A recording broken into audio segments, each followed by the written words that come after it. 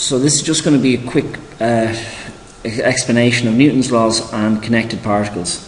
Now Newton came up with 3 laws of motion that pretty much define everything that we need to know for these questions.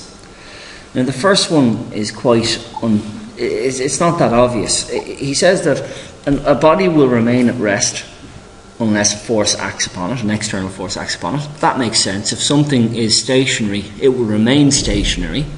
But the second part of it, which is kind of interesting, is that a body will remain moving at constant velocity unless a force acts upon it. Now that's kind of counterintuitive. So if you see anything that's moving at constant velocity on our planet, needs an additional force to keep it going, but that's because it's been acted on by gravity and by friction. So I'll just put constant velocity down just as a trigger word for it. So Newton's law, you say a constant velocity unless a force acts on, well, the English isn't great, on it. So a body will remain at constant velocity unless a force acts on it or upon it. Now, that's just more just a statement, just to understand that, and we'll go into that in a few seconds now. The second law is probably the one that we'll be using the most of, and the way Newton goes through it, or the way it's stated, is that the change in momentum is proportional to the applied force. Now, all we really have to know, and I'm going to do this, it's really, really important, it comes up time and time again, is that force is equal to mass times acceleration. And we'll be using that constantly. It is so important. Force is equal to mass in kilograms times acceleration. Now, weight is a force. That's the force that we experience towards the centre of the Earth, and it is equal to mass times acceleration due to gravity. Friction is a force as well. Now, friction is generally given by well, actually I won't go into the friction just yet. I'll just put a bracket around friction there and just leave it as it is a force as well. So force equal to mass and acceleration we'll be using a lot.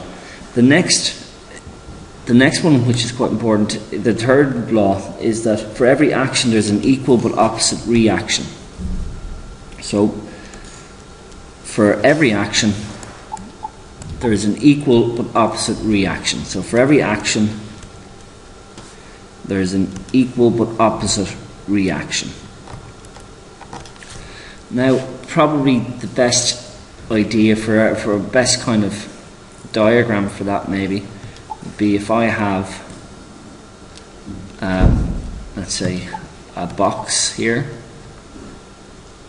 on this ground here. So I'll just shade in the ground.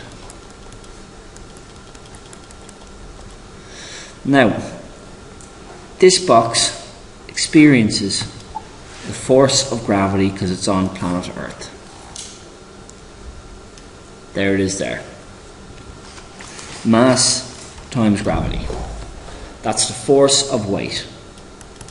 It experiences it, you can measure it. If you put it on a weighing scales, it will tell you how much force it has.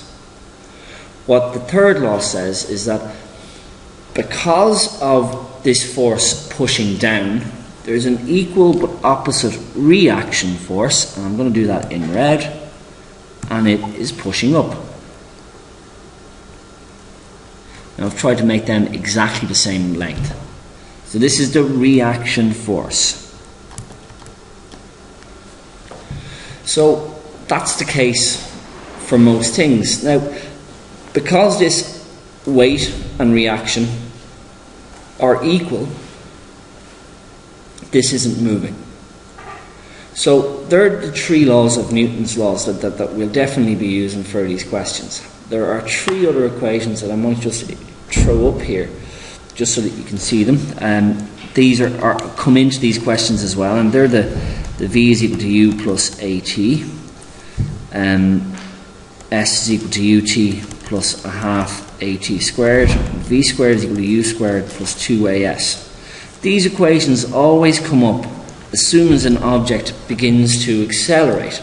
So the big link there is that as soon as you've got a body accelerating due to a force, you can use these equations then to work out how fast it's going to go. You can work out the distance it's going to go. You can work out everything from that.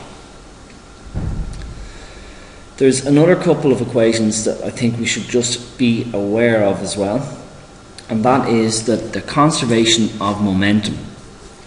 And I'll just write this equation over here. So if you've got two bodies, if I call this one M1, this one M2, M1 is moving this way, and M2 is moving this way. After they collide, so we'll call this M1 moving at velocity u1, M2 moving at a velocity u2. After they collide, we say that the momentum before, which is mass times velocity, the total momentum before is equal to the total momentum after, m1 v1 plus m2 v2. This is a fundamental law of physics. It always holds. Whether it's snooker balls on a pool table or car accidents or anything, the conservation of momentum always holds true. Now, I think I might just leave that summary there. So these are kind of the tools that we're generally going to be using for this. And we have to be able to draw in force diagrams. So I might do a separate one on force diagrams and just leave this. These are the basic tools we're going to be using for this section.